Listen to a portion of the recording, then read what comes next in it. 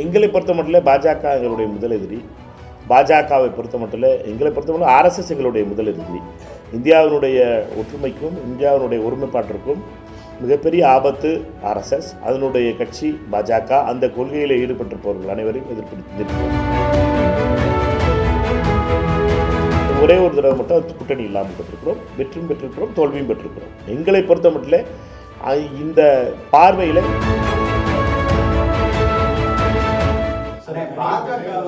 முதல் எதிரியை விஜய் சொல்லியிருக்காரு. 2026 சட்டமன்ற தேர்தல் திமுக டிவிக்கு அப்படிதான் இருக்கும். பாஜக பாசிச ஆட்சி நடக்குதுன்னு சொல்றாரு. அதே சமயத்துல திமுக தான் பாஜக திமுகவோட முதலாளி அப்படின்னு சொல்றாரு. திமுக எனக்கு எதிரி அப்படின்றாரு. ரெண்டு கட்சிகளையுமே சேர்த்து அவர் தன்னுடைய எதிரியா கொண்டு வர்றாரு. இது நீங்க எப்படி பாக்குறீங்க? இது காங்கிரஸோட நிலைப்பாடு என்ன? எங்களை பொறுத்த மட்டும் பாஜக எங்களுடைய முதல் எதிரி. பாஜகவை பொறுத்த மட்டும் எங்களை பொறுத்த மட்டும் ஆர்எஸ்எஸ் எங்களுடைய முதல் எதிரி. இந்தியாவினுடைய ஒற்றுமைக்கும் இந்தியாவினுடைய ஒருமைப்பாட்டிற்கும் மிகப்பெரிய ஆபத்து ஆர்எஸ்எஸ், அதனுடைய கட்சி பாஜக. அந்த கொள்கையில் ஈடுபட்டிருப்பவர்கள் அனைவரையும் எதிர்ப்போம். திராவிட முன்னேற்ற கழகத்தோடு எங்களுடைய 20 ஆண்டு கால நட்பு தொடர்கிறது. திராவிட முன்னேற்ற கழகத்தினோட நட்பு என்பது தோழமையாக தொடர்ந்து இந்த காலங்களில் இருந்திருக்கிறது.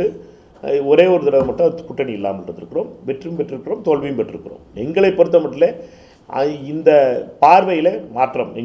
எங்களுக்கும் அந்த பாஜகவும் திமுகவும் ஒன்று என்ற பார்வை என்பது எங்களுடைய பார்வை கிடையாது. தமிழகத்தில் சட்டம் ஒழுங்கு சரியா இருக்கிறதா? அப்போ மதுரையில் கூட 2 காவல்துறை அடுத்தடுத்து கொலை சம்பவம் நடந்துகிட்டே வருது. சட்டம் ஒழுங்கு எப்படி பார்க்குறீங்க? அதாவது குற்றங்கள் கூடி மிகப்பெரியதாக இப்பொழுது தொடர்ந்து ரிப்போர்ட் செய்யப்படுகிறது. பத்திரிகைகள் மூலமாக நடக்கின்ற குற்றங்கள் பெரிதாக தெரிகின்றன. இதை கட்டுப்படுத்த வேண்டியது காவல்துறையுடைய மிக முக்கியமானது. அது எதுவாக இருந்தாலும், கொலையாக இருந்தாலும் சரி, செயின் பறிப்பாக இருந்தாலும் சரி, அல்லது திருட்டாக இருந்தாலும் சரி, அல்லது மற்ற பிரச்சனைகளாக இருந்தாலும் சரி, அதை கட்டுக்குள் கொண்டு வர வேண்டியது. ஆனால் சட்ட ஒழுங்கு என்பது மிகப்பெரிய ஜாதி பிரச்சனையோ அல்லது மிகப்பெரிய மத பிரச்சனையோ அல்லது மிகப்பெரிய சட்ட ஒழுங்கு பிரச்சனையோ வந்தால் அது சட்ட ஒழுங்கு பிரச்சனையாக நாம் பார்க்க முடியும். இந்திய தேசத்துக்காக எதிராக ஏதாவது ஒரு சதி செய்தாலோ அது சட்ட ஒழுங்கு பிரச்சனையாக நாம் பார்க்க முடியும். இதெல்லாம் குற்ற பிரச்சனைகள். இந்த குற்ற பிரச்சனைகள் அதிகரித்து வருவதும் பத்திரிகைகள் சொல்வதும் மிக மிக முக்கியமானது. இதில் காவல்துறை கவனத்தோடு செயல்பட வேண்டும்.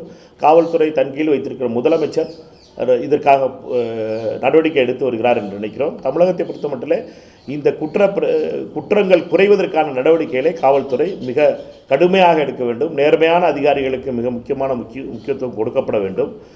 நல்ல அதிகாரிகளுக்கு முக்கியத்துவம் கொடுக்க வேண்டும் என்பதும் மிக முக்கியமானதாக இருக்கும். சட்ட ஒழுங்கை குற்ற பிரச்சனைகளை சரி செய்வதற்கு. சரியா? பெரியவங்கள ராகுல் காந்தி பேசும்போது, எதிர்கட்சிகள் பேசும்போது மைக் ஆஃப் பண்ணிடுறாங்க. தமிழ்நாட்டிலே அப்படிதான். நான் பாராளுமன்ற உறுப்பினர், டெல்லியில் இருக்க பாராளுமன்ற உறுப்பினர், என்னைக்காவது ஒரு நாளைக்கு சட்டமன்றத்துக்கு நீங்கள் அனுப்பி வச்சுட்டீங்கன்னா அன்றைக்கி பதில் சரியா?